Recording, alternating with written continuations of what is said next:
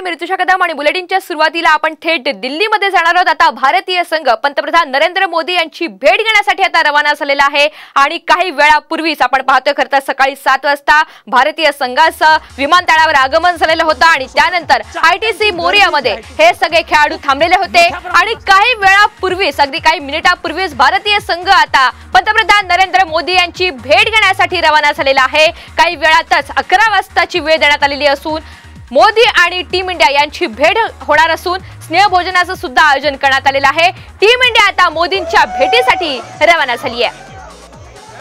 तर हॉटेलच्या बाहेर चाहत्यांची मोठ्या प्रमाणात गर्दी झालेली होती। ही गर्दी लोटून आता टीम इंडिया मोदींच्या भेटीसाठी रवाना झालेला आहे। तत्पूर्वीचे आपण हे दृश्य पाहतोय, हॉटेलमधून रवाना होतानाच हे सेलिब्रेशन हॉटेलमध्ये करण्यात आलेलं होतं।